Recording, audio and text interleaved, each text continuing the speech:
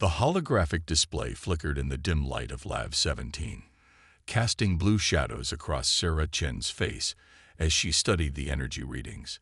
Behind reinforced windows, her prototype shield generator hummed softly, containing a mass of swirling plasma that shouldn't exist in normal space. After 15 years of watching Earth's finest warships shatter against Charan energy weapons, she might have finally found an answer. Dr. Chen, the Joint Chiefs are waiting. Her assistant Marco stood at the doorway, nervously adjusting his collar. They want to know if Phoenix is ready. Sarah's fingers traced the familiar burn scar running down her left arm, a souvenir from the Battle of Mars, when their invincible fleet burned in alien fire. Tell them I'm coming. And Marco, bring the Mark 7 test footage. The walk to command felt longer than usual. Every corridor in the Titan research base held memories of failed projects and dead ends. But today was different. Today, she had proof. The Joint Chiefs filled the briefing room with their decorated uniforms and battle-hardened faces. Admiral Santos, who'd lost an entire battle group at Europa, sat at the head of the table. His cybernetic eye whirred as it focused on Sarah. Dr. Chen, I understand you've made progress. His tone carried decades of disappointment with promised technological solutions. Sarah gestured to Marco, who activated the holographic projector. Watch this, she said, playing the test footage. A miniature version of her shield generator sprang to life, surrounding a test drone. Then came the weapons fire. Plasma bolts identical to Charan technology, striking the shield. The room fell silent as the impossible happened. The shield didn't just block the attacks. It absorbed them, growing stronger with each hit. After 15 seconds of sustained fire, the test drone remained untouched. Impossible, whispered General Zhang, leaning forward. Their weapons cut through everything we've ever built. Sarah allowed herself a small smile. Not anymore. We've been approaching shields wrong from the start. The Charan don't use energy barriers. They use controlled dimensional phasing. Their weapons don't destroy our ships. They phase portions of the hull into another dimension, causing catastrophic structural failures. She brought up her theoretical models. The Phoenix shield doesn't try to block their attacks. It creates a dimensional resonance that matches their phase variance, turning their greatest weapon into our power source. Every shot they fire makes us stronger. Admiral Santos' organic eye narrowed. And you're certain this can be scaled up to protect a warship? The physics are solid. We've tested it at increasing power levels, and the effect actually becomes more stable at larger scales. The prototype facility is ready to begin full-scale production. Sarah paused, knowing her next words would trigger debate. But there's more. The shield isn't just defensive. It can be reversed. The implications hung in the air. Humanity had spent years trying to replicate Charan weapons with no success. A reversal of her shield technology would mean we could send their phasing attacks back at them. Admiral Santos finished her thought. Turn their own tactical advantage against them. General Zhang shook his head. The resources required. We'd have to shut down half our conventional shipyards. Our conventional ships are just elaborate coffins, Sarah countered, her voice sharp with remembered loss. Phoenix isn't just another warship. It's an entirely new way of fighting. And it's ready for full production. The room erupted in overlapping arguments. Sarah stood silent, watching the hologram of her shield design rotate slowly above the table. 15 years of watching humanity retreat, 15 years of funerals and defeat. Finally, they had a chance to fight back. Admiral Santos raised his hand for silence. Dr. Chen, you understand what you're asking. This project would consume resources we can barely spare. If it fails, if we don't try, we're dead anyway. Sarah met his gaze. The Charan are pushing deeper into the solar system every month. Mars is gone. The Europa colonies are gone. Earth's orbital defenses won't hold them forever. Phoenix isn't just a ship, it's evolution. Adapt or die. The Admiral's cybernetic eye whirred as it analyzed her expression, searching for doubt. Finding none, he nodded slowly. How long to complete the first ship? 8 months for full construction. We've been building components in secret for the past year. The hull is already halfway complete in the Titan shipyards. General Zhang whistled softly. You began construction before approval. Sarah's expression didn't waver. I began construction because we don't have time for bureaucracy. The designs are proven. The technology works. We need this ship. Admiral Santos stood, his decision made. Dr. Chen. As of this moment, Project Phoenix has full priority. All resources you need are yours.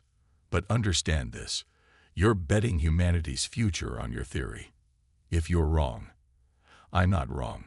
Sarah gathered her data tablets. The Sharan think they understand warfare. They think their technology makes them invincible.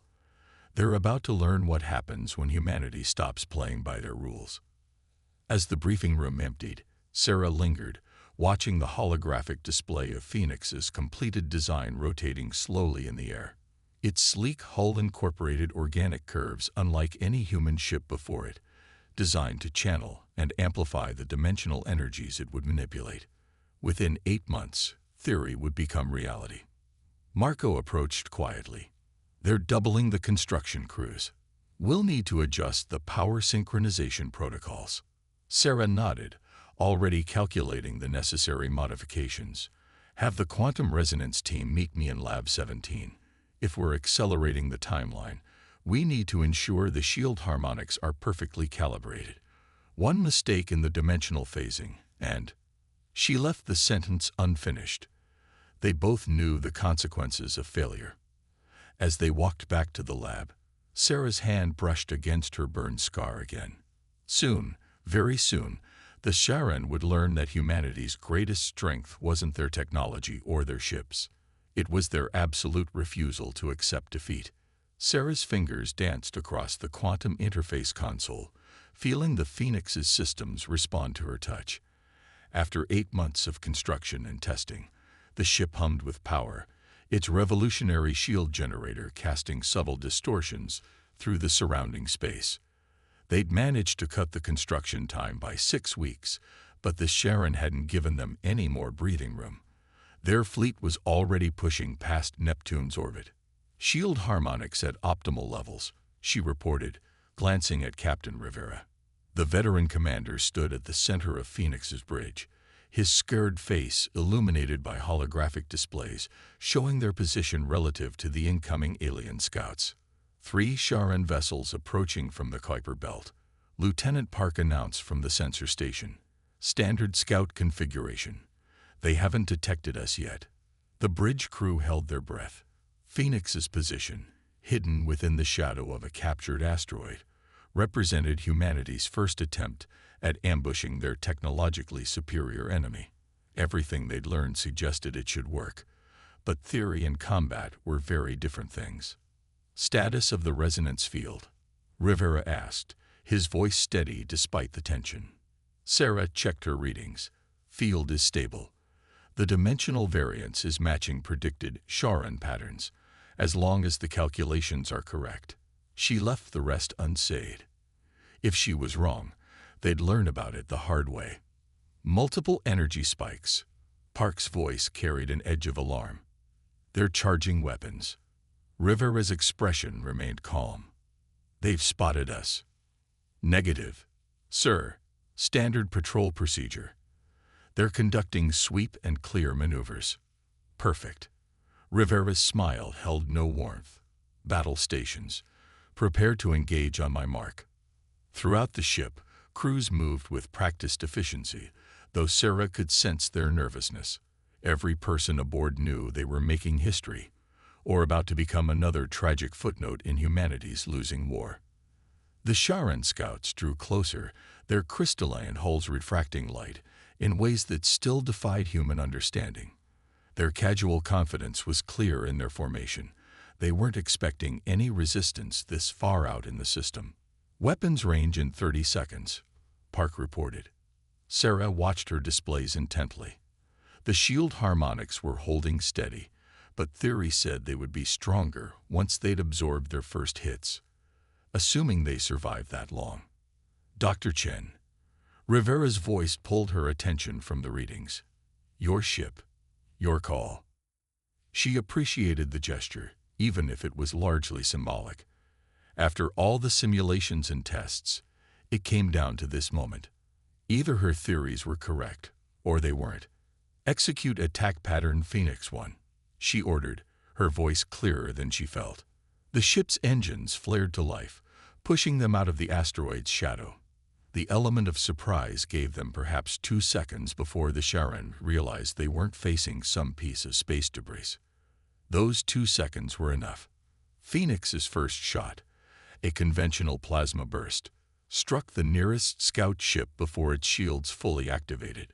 The alien vessel shuddered, but remained intact. Then its companions responded, and Sarah felt her heart skip as familiar purple beams of Charon phase weapons reached out toward them. Brace for impact. Rivera's warning was unnecessary. Everyone aboard knew what those weapons could do to a ship. The phase beams struck Phoenix's shields, and something remarkable happened. Instead of the catastrophic hull breaches that had claimed so many human vessels, the attacks seemed to splash across an invisible barrier, their energy spreading out in complex patterns that matched the calculations Sarah had spent years perfecting. The shield didn't just stop the attacks, it absorbed them, converting their destructive power into reinforcement for its own field. Shield strength increasing. Sarah couldn't keep the excitement from her voice. Power levels at 115% and climbing. The Charon ships paused their attack, perhaps confused by their weapons' lack of effect. That hesitation proved costly. Shield reversal ready, Sarah reported, her fingers moving across the controls with practiced precision. Dimensional resonance matched. Rivera nodded. Return the favor. Phoenix's modified weapons came to life, channeling the absorbed energy back at their attackers. But unlike conventional weapons, these beams carried the same phase-shifting properties that had made Charon technology so devastating. The nearest alien vessel simply came apart, sections of its hull vanishing into dimensional space before the structural stress tore the remainder to pieces. Its companions attempted to retreat, but Phoenix was already moving, its engines pushing it through space with an agility that belied its size. Second target locked, Park announced. They're attempting to power up their jump drives. Not this time, Rivera growled. Fire. The second ship died as dramatically as the first, its crystalline hull shattering as dimensional forces tore it apart. The third scout managed to begin its faster-than-light jump sequence, but Phoenix's weapons caught it mid-transition. The resulting explosion briefly outshone the distant sun. Silence fell over the bridge, broken only by the soft hum of equipment. Then cheers erupted as the crew realized what they'd just accomplished. 3 Charon ships destroyed without taking any damage, a feat that would have required an entire battle group of conventional vessels, with heavy losses. But Sarah wasn't celebrating.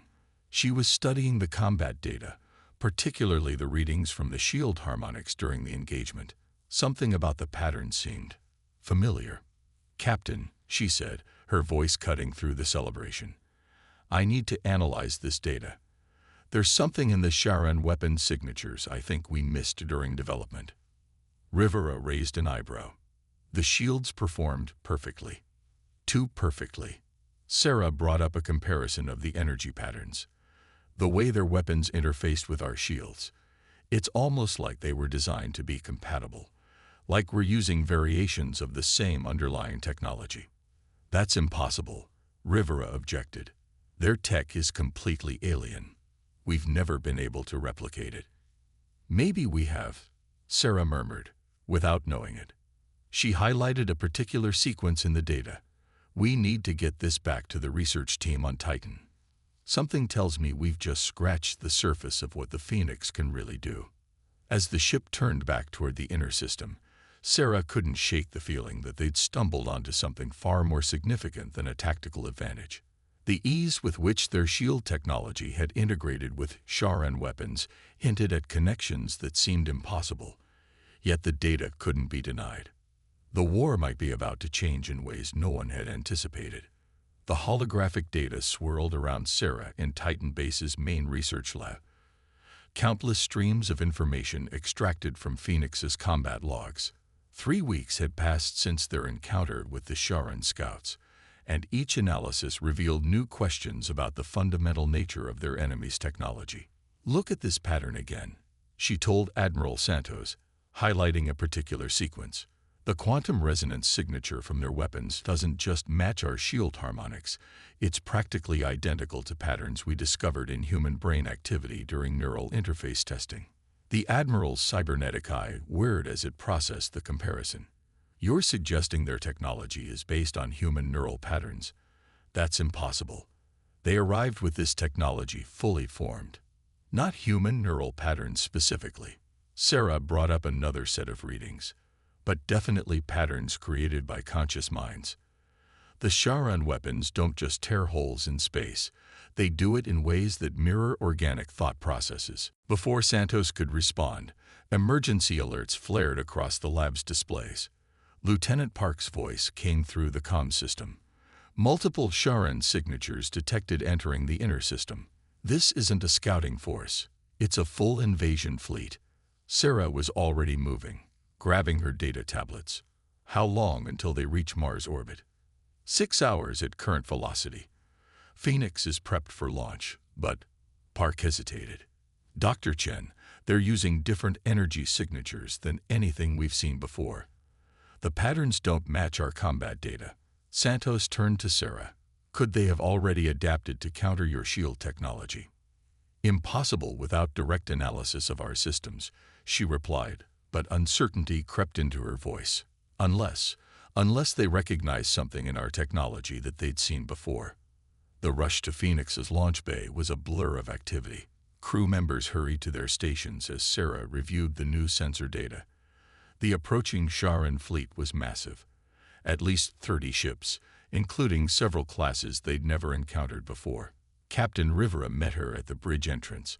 "Please tell me you have good news about those energy readings." "The opposite." Sarah brought up her analysis on the main display. "They're not trying to counter our technology. They're trying to communicate with it. These energy patterns, they're like a language." "A language?" Rivera's expression hardened. "They've spent 15 years slaughtering us. Now you think they want to talk?" "Not to us." Sarah's fingers flew across her console as Phoenix powered up. "To our shields.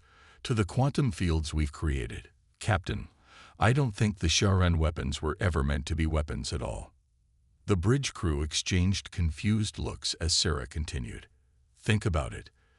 Technology that phases matter between dimensions, that responds to conscious thought patterns, that can be redirected and reformed.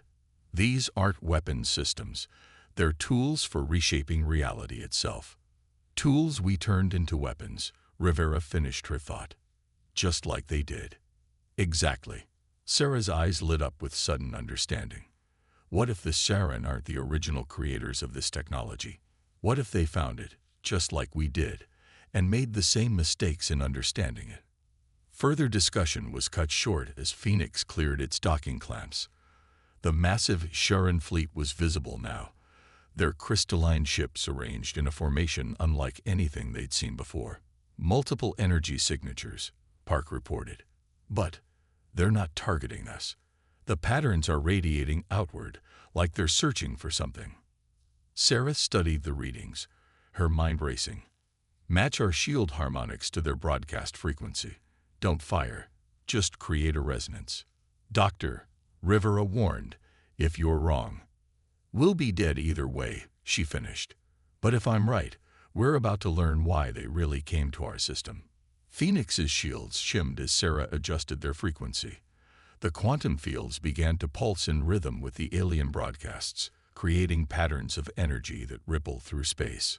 For a moment, nothing happened.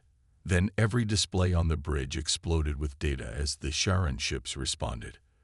The patterns of energy between the vessels shifted, forming complex structures in quantum space that defied conventional physics. "It's some kind of quantum network," Sarah breathed, watching the readings. They're not just communicating. They're building something in the space between spaces. The energy patterns continued to grow more complex, and suddenly Sarah's neural interface was flooded with information. Images, concepts, and memories that weren't her own cascaded through her mind. She saw the Sharon discovering the same technology centuries ago, misunderstanding its purpose just as humans had. She saw their civilization nearly tear itself apart as they weaponized tools meant for creation. And she saw what they'd finally realized, that somewhere out there, the original creators of this technology were waiting for species advanced enough to understand its true purpose.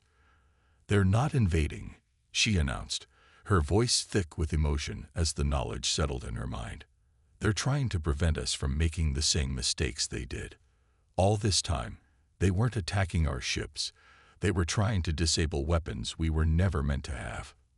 Rivera stared at the alien fleet. "Then why kill so many of us?" "Because they didn't know how to communicate with us until now." Sarah gestured at the quantum network forming between their ships.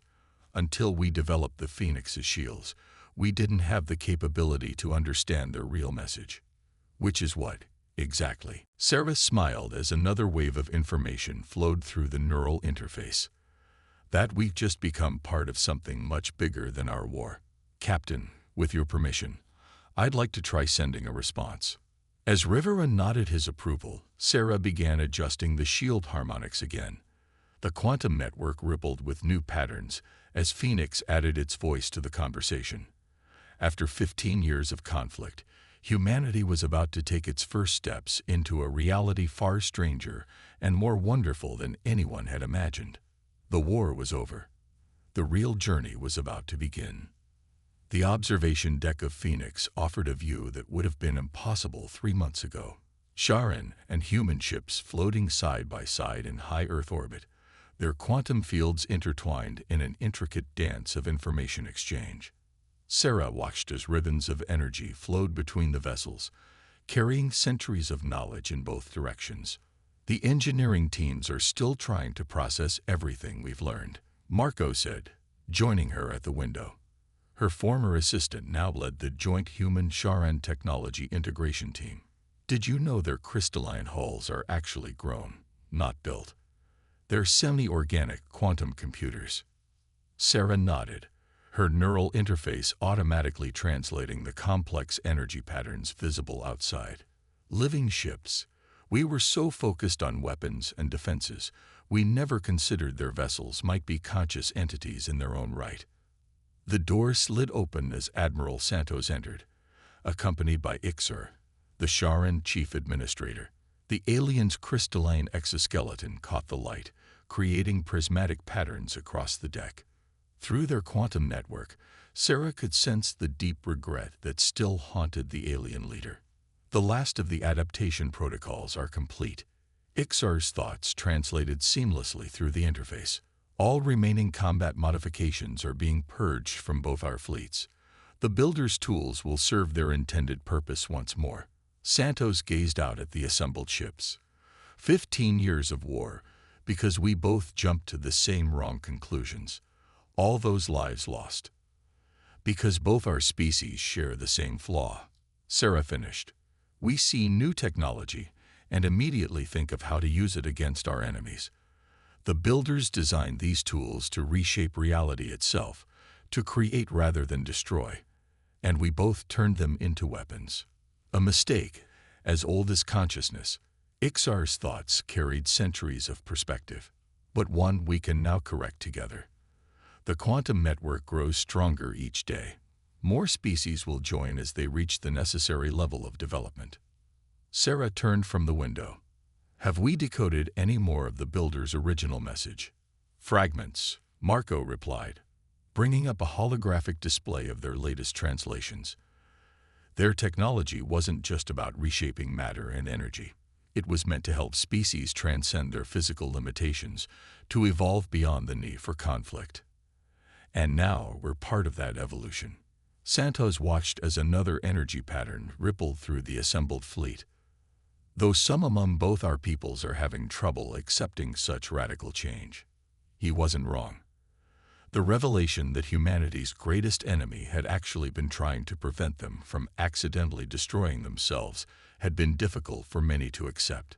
The fact that both species now had to fundamentally reshape their civilizations around this new understanding made it even harder.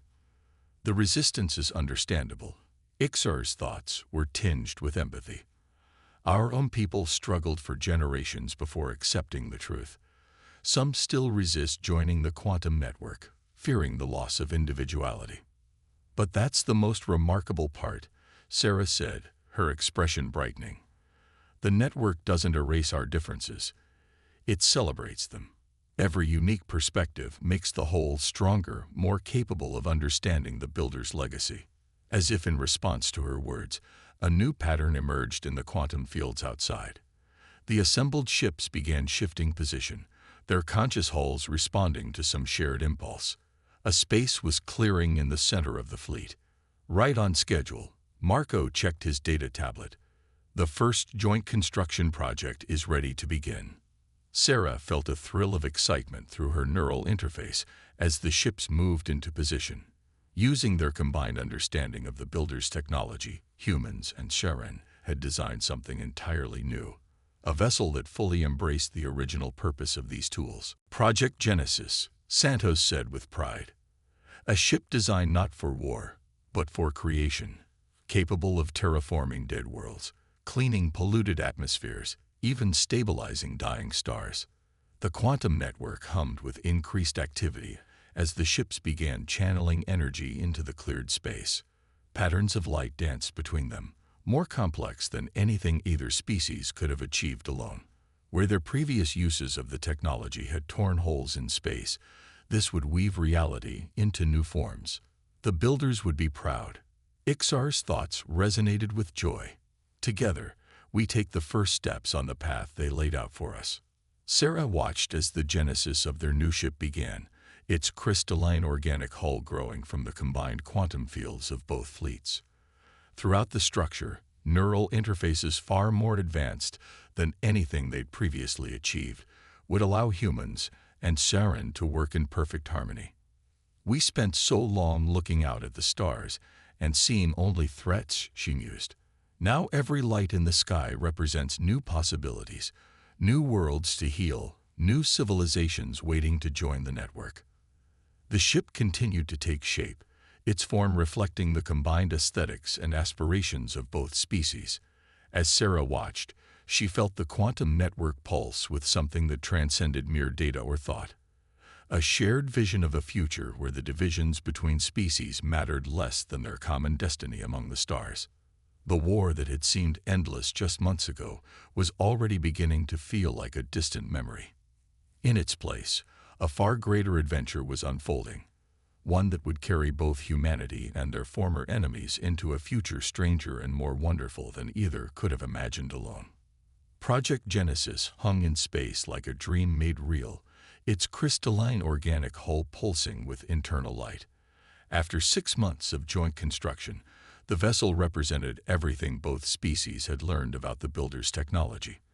But today, it would become something more than just a ship. Sarah stood on Genesis's neural interface deck, surrounded by both human and Sharon crew members. The quantum network hummed through the ship's consciousness, carrying thoughts and emotions from both species in a harmonious blend that would have seemed impossible a year ago. Final diagnostic complete, Marco reported from his station, his mind linked seamlessly with his Sharon counterpart. All quantum fields are stable. The builder protocols are fully integrated. Through the ship's sensors, Sarah could feel the vast array of creation tools waiting to be unleashed. Genesis carried enough power to reshape entire worlds, to heal the scars both species had left on their planets during centuries of industrial development and war. "We're receiving a signal," Park announced suddenly. "It's different from anything in the network. The pattern is ancient." Sarah felt it too, a resonance in the quantum fields that seemed to echo from the dawn of time itself. The entire ship trembled as reality rippled around them, and suddenly the neural interface was flooded with new information. The builders were speaking.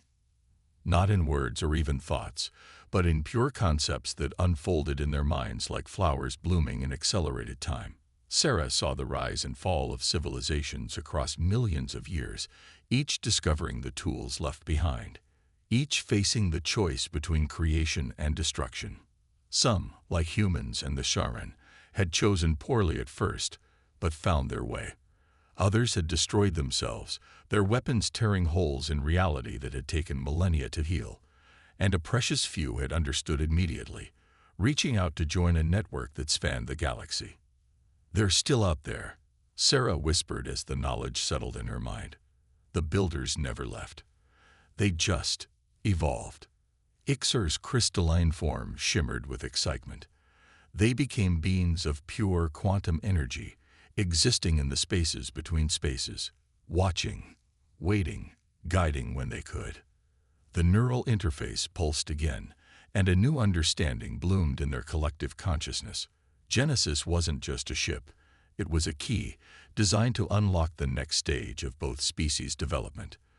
The builders had left their technology as a test, knowing that only civilizations capable of moving beyond conflict could properly use it. "Look," Marco pointed through the quantum fields at something that human eyes alone could never have perceived.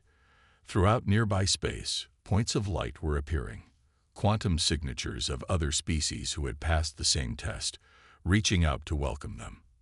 "There are so many," Park breathed, his mind expanding through the network to touch consciousnesses utterly alien yet somehow familiar.